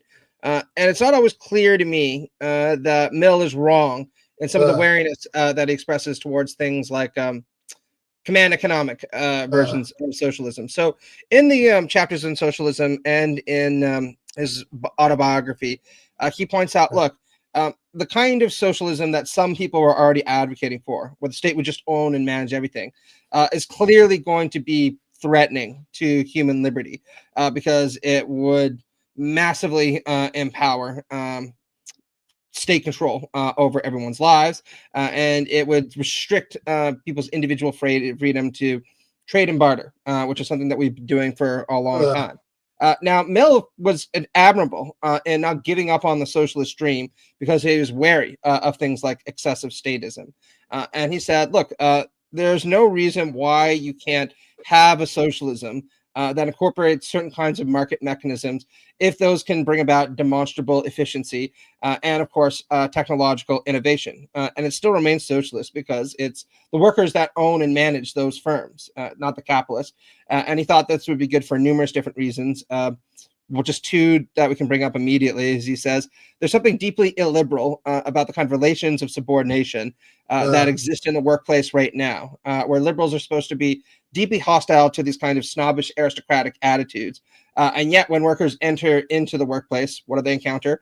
Exactly those kind of aristocratic snobbish attitudes, again, because the boss tells you what to do, you just listen. And no liberal, he thinks, should have truck with that. But also, he said, look, workplace democracy and worker cooperatives will be better because it's much more likely that the workers will work harder, A, if they're working for themselves rather than for a boss, and B, they'll probably share the wealth that they produce much more equitably amongst one another because why wouldn't they end up doing that, right? If every worker has a say in how things are organized, then every worker has a certain entitlement to claim the common produce or the common profits that they're able to produce for themselves. Now, I think that Marx offers some important criticisms of Mill that are worth taking into account. So just to bring up one, Marx says that Mill is too critical, is too optimistic that you can change the different way that wealth is redistributed in society without fundamentally challenging relations of production. That you can tinker with distribution, but you can't necessarily tinker with the relations of production. Now, I think that this critique of Marx is overstated, since clearly Mill contemplated a lot more than just state-mandated redistribution. Workplace democracy would change relations to production in certain kind of fundamental ways. But I do think that there is a major problem for Mill if you had market mechanisms that enabled certain firms to become much, much larger, became monopolistic, and potentially started to edge out other kinds of competition. And then you would just kind of reproduce a lot of the problems that we had under classical capitalism, under market socialism. And this is a problem I think that Mill would say we can offset through things like a redistributive state. But it's not perfect. It's not perfect for a lot of the reasons that Marx brought up. Now, even more crucially, a lot of Marxists have pointed out Mill engaged in a colossal moral and political blunder by not only indulging in, but defending British imperialism, arguing that it was absolutely necessary for the British Empire to uplift different civilizations, for instance, like in India, because he argued that which was, not to undersell this, also his day job. Yeah, absolutely. And he profited from this directly when he was working for the British East India Company. But Mill's defense of this was, look, certain civilizations are at a lower level of development, and they require a kind of benign, even altruistic despotism in order to uplift them to a sufficient level of civilization where they will be capable of self-governance. Now, without a doubt, there's a high degree of ethno-chauvinism that's baked into this. Mill wasn't racist in the sense that he thought that these people were just genetically inferior, but he did think that they were culturally and politically inferior, and therefore required this kind of benign despotism. But any good Marxist would point out that beyond just imperialism being wrong in and of itself, it really speaks to the deficiencies in Mill's understanding of capitalism, that he couldn't recognize how imperialism itself is very much a product of the kind of capitalist relations that he was so critical of in a domestic context. Yeah, I mean the British East India Company didn't go to India to spread European civilization, right? It went to extract resources and make money, right? That like, you know, this is like that you know, that Barbara Fields line in Racecraft, which is, you know, it's just like making fun of people who talk about white supremacy as this like trans-historical phenomena that, like, you know, that's like the sort of Afro-pessimist thing that's just like you know, this like eternal thing that you don't particularly try to link to political economy. It's just this sort of eternal evil. And she's like, look, the, you know, purpose of slavery was not to produce racism. The purpose of slavery was to produce sugar, tobacco, and cotton, right? Like that that this is, you know, they do these things for you know, material enrichment. So I mean that's definitely, and you know, and I should say the fact that Marx is so much better about India, that, you know, people who want to portray him as not being better will often point to like some early writings where he's like, well, through what he even there calls like the barbaric way the British are, you know, acted in India, they might be laying the economic foundations for a revolution that'll come later. But like also when the Sepoy Mutiny happens in 1857, you know, Marx writes about that for the New York Herald Tribune, and you know, his response to people kind of talking about how, you know, the extreme violence, right, of the Indian revolutionaries, I mean, I think could be loosely paraphrased as what the fuck do you expect? Right, yeah. You know, like after the way you guys acted, right? And the fact that Marx is so much better about this also, I think, you know, I mean, I think it's more than just like, okay, there's a story you can tell about Mill's blinders, you know, and his time and place and all that, but like also, you know, I think there is like a deeper thing here, maybe about class analysis, because like, you know, because Mill, you know, Mill saw all the same things that Marx did as far as like why like workplace subordination was bad, right, normatively, right, but you know, he doesn't really have the same conception of how it could be historically overcome, right? Like it doesn't really have like this sort of idea that like the working class is the potential agent of political change in quite the way that Marx does. In fact, like even in the autobiography where he's like, yeah, sure, some kind of socialism, clearly, right? That's what we need.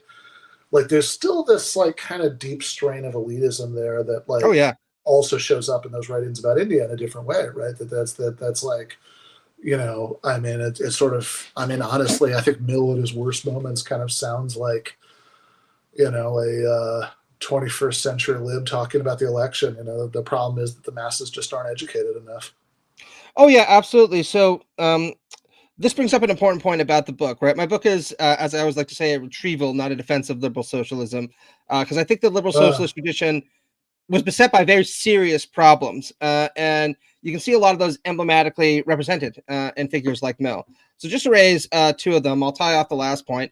Sure. This failure to appreciate the consequences and the impetus behind British imperialism really constitutes a failure to understand capitalism as a global systematic totality. And this is a recurring problem in almost every liberal socialist that I talk about in the book. The one notable exception is the black radical liberal Charles Mill, who for fairly obvious reasons, and most of the part because he's steeped in black Marxism, he does appreciate this point. And I point out how there are a lot of avenues in his thinking that liberal socialists should take up going forward. But a second problem is this perennial commitment to the idea that what is the major solution to social antagonisms is almost invariably education. And sometimes this can take on an extraordinarily epistocratic quality. So Mary Wollstonecraft will also say things like, look, obviously we want the poor to be empowered. Obviously, to do that, we need a more egalitarian society.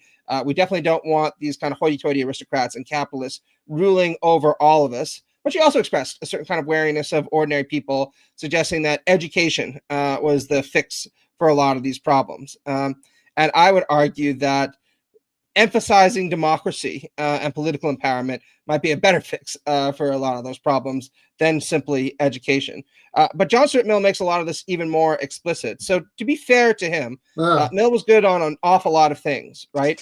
So just to give two examples, Mill was one of the first people to argue for women's equality, including women's political equality in the United Kingdom, which was enormously scandalous at the time when he defended it. You can look at some of the responses to his book, The Subjection of Women, where people were just outraged that he even dared to publish something like this.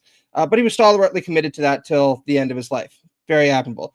Mill also never backed down from arguing for universal suffrage for all, for the most part. There are a few very small exceptions to this. And again, that might seem like something we can just take for granted now, but by the standards of mid-19th century Victorian England, calling for universal suffrage was also considered extremely radical. But Mill does chasten that by saying, even if we want everyone to have the right to vote, it might be important for the more educated people to have a few more votes than the potentially dangerous masses. So he suggested this program of plural voting, where I don't know, people who are very educated would get a couple more votes than people who weren't educated, which, you know, I know would, a lot of my colleagues would probably like to sign off on almost immediately. But, you know, for that really demonstrates this kind of not contempt for ordinary people, because Mill did think that ordinary people could be educated to a high level of sophistication, but a kind of wariness of excess democracy that stamps elements of liberal socialism going forward. And it's something that the tradition really needs to inoculate itself against going forward if it's going to have a future. Yeah. Okay. Well, that's probably that's probably a good place to transition to the last thing that I want to. If I could just say one thing, I did always think that the idea of plural voting is funny, but for one reason only. Ever since William F. Buckley, there have been conservatives who have gotten really pissed off about, you know, overeducated university professors. You know, Buckley said, you know, I'd rather be ruled by the first 400 names in the phone book than, you know, 400 people on the Harvard faculty. And I do just sometimes think it's funny to imagine that, you know, all the educated university professors would get like 4 or 5 votes, and how much it would piss off someone like William F. Buckley. Oh my God, yeah. No, I would never endorse doing it, but that would be the only reation to do it if we had to. Although it's also funny because, I mean, Buckley definitely wanted to have that one both ways, right? That you know, on the one hand, when he's sort of like doing this kind of, you know, contemptuous posturing, you know, about the you know, pointy-headed liberal professors, he'll say things like that, right? But also, you know, not unlike the point we were just talking about regarding India, right? There is that notorious unsigned editorial in the National Review, you know, opposing the civil rights movement on the grounds that that, you know, as with Mill's India argument, that you know, the white race wasn't necessarily genetically superior, but, you know, but it was for the moment culturally superior, and should thus be allowed to be in charge. And, you know, actually, God, years ago, you and I, and I'm trying to remember who else was in on that. I think there might have been another guest. I do not recall. That was Rob Larson, but like we watched we watched Buckley's classic debate with James Baldwin. Yeah, I remember that. That was fun. Exactly. I think that was actually the very first debate breakdown back when they were on Sundays. And to me, the most telling moment in that whole thing is where, you know, Buckley is kind of doing this like aggrieved posturing about, like, you know, oh, what, you want me to feel guilty or whatever, where, you know, where he says something along the lines of like, yes, of course racism is terrible, but like, what do you want me to do? And one of the students at whichever it was, Oxford or Cambridge, where they're having the debate, remember this debate has happened at the height of the civil rights movement. So one of the students like heckles him and yells out, you could let them vote in Mississippi. And Buckley is like, oh, so witty, you know, riposte to that is, well, if it were up to me, most of the white people in Mississippi also wouldn't be allowed to vote. And it's like, yeah, he's kind of screwing around, but it's like, that also seems pretty revealing about the Buckley worldview, right? It's like he doesn't, it's like, it's like, yeah, this is his big defense, right? That it's like, no, I'm not really a racist. I just have contempt for the masses in general. Oh yeah, absolutely. And what an improvement, right? I'm not a racist. I'm just a misanthropist, right? Well, good for you, Will. I really appreciate that. Yeah. But anyway, yeah. All that to say, a hard no on plural voting from John Stuart Mill. Though I do sometimes like to imagine a universe where something like that was instituted, just because of how much it would piss off at least a couple of the reactionary right. Yeah. And look, I don't.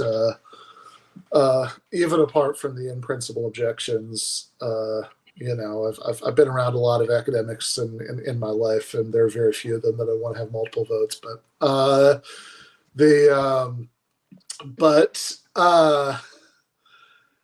I'm probably a bit more self-hating than you are as far as that goes. But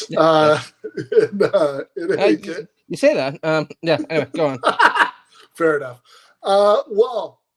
So there is other stuff that I'd love to get into sometime from this book that you talk about methodological collectivism, for example, and this is actually kind of funny. This is also one of the things I didn't get to with Vanessa Wills last week, because she said something very similar in her book. So so maybe.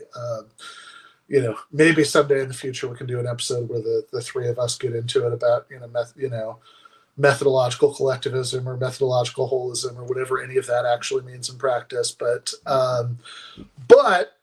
we're almost done with the main show, and that's certainly not a post-game discussion. So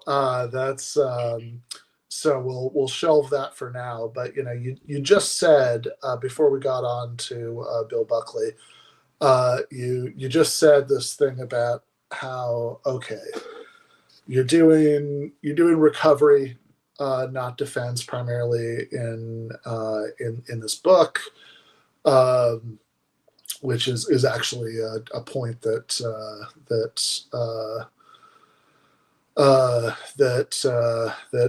Mrs. McManus pressed you on at the at the panel that we did at the Historical Materialism Conference. That how robust is this distinction, right? Is there like doesn't this shade into at least a kind of implicit defense? But you just kind of finished talking about things in these historical figures who you're doing this recovery process with. That it's like, here's where some of those guys went wrong, right? There's definitely stuff to correct, and that gets us to, I think, what would be maybe most useful to do in the last few minutes of the main show, which is just like, even if you're obviously not defending these guys on all points, right? The purpose of the recovery, right? I mean, this isn't just sort of a random fishing expedition in intellectual history, right? The point of the recovery is that you do think that there's this stuff here that is sort of intellectually useful to the contemporary left, right? There is some version of some of these ideas that you would actually champion. Going forward, and so I was wondering if maybe to round out the main show, you wanted to just kind of speak to that a little bit, right? It's like, look, what's the I mean, I don't want to do the we can talk about ideas, right? Like, and it drives me crazy sometimes too when people are like, yeah, just give me like the cash value, right? That's the how's reading capital going to help me, organize my workplace and like win the city council election? It's like, well, I'm sorry, it probably won't, but I still think there's value to it, right? So I don't want to be too much like that, right? But it's like, what's the positive takeaway here as far as maybe what you'd like the contemporary left to be like, or the way that you'd like people to make the case for the kind of thing that the kind of things that you and I believe in, right? I mean, once we've done the recovery, right? What does the use look like? Yeah, absolutely. I think that we can come at this from both angles. From the kind of socialist angle, I think that socialists need to point out to liberals that if liberals are really committed to this idea of a society where everyone is going to be free and equal, that is going to have to entail becoming increasingly critical of capitalism. They need to recognize that capitalism produces various forms of political and social inequality that are completely contrary to what liberals claim to believe in. Indeed, I think that we're increasingly seeing with the ascendancy of things like Trumpism that it's becoming easier to imagine the end of the world easier to imagine the end of liberalism than the end of capitalism, which is a very disturbing thought to me. Now, from the kind of socialist, the liberal angle, I think that what socialists can do is affirm that we are committed to things like freedom of expression, freedom of assembly, freedom of religion, many of the kind of classical liberal liberties that everyone from Marx onward acknowledged were genuine historical accomplishments. And the reason I think that that's important is, one, it's important from a principled perspective, just to invest ourselves in that discourse. But even strategically, the right has been very, very good, operating in bad faith, obviously, at trying to paint socialists as calling for a command economy, calling for collectivism, being disdainful of things like liberal rights, particularly rights to freedom of expression, because we're all committed to this kind of woke sensorial attitude. Right. And obviously, a lot of that is done in bad faith to try to tar and smear us. But we don't need to make it easier for them, right? Exactly, I think that there's yes. a lot to be done, you said, about saying, no, we are the ones who are a lot more committed to things like freedom of speech, in no small part because we want to empower ordinary people to be able to speak their mind, not billionaires who will be able to buy the public sphere and decide whose voices are going to be amplified and whose aren't. We want to say things like we're the ones who really believe in things like freedom of assembly, especially when it comes to workers assembling in order to unionize, which is not something that conservatives have ever given a shit about at all, except in very select circumstances. And certainly, leftists should be a lot more committed to things like freedom of religion than goddamn Christian nationalists that say, well, what freedom of religion really means is my right to impose my religious views upon you. And if you don't like it, well, there's always another country that you can move to. So goodbye. And I think that reclaiming all of those values for the left and building bridges with the liberal tradition can bring out the best in both the socialist and the liberal traditions. And I hope that my book contributes a little something to facilitating this dialogue. And I really think it's an important dialogue to have because, as we're seeing right now, there are a lot worse things out there than liberal democracy. And they are going to become increasingly real unless we do something to stop them. And that's going to mean asking ourselves who we can align with in order to confront things like right-wing populism. And I think that good faith liberals and good faith socialists, if they do actually dialogue, would find out that they have a lot in common, not least the fact that we all hate Trump and we all want to see the back end of him. All right. Well, on that note, we will go to the post game where the tone is going to be dramatically lowered. Less John Stuart Mill, no more Dave Rubin. So, do check that out if you are already a patron. Actually, I think if you're already a patron, you don't have the post game link, but you'll have it within like 2 minutes of me saying the sentence. And then if you're not No Time Like the Present, patreon.com/Ben Burgis. So I will see, you'll see, I don't know, some combination of people in the post game for the much more unserious portion of the evening. And with that, we will leave it there. Left is best. Left is best.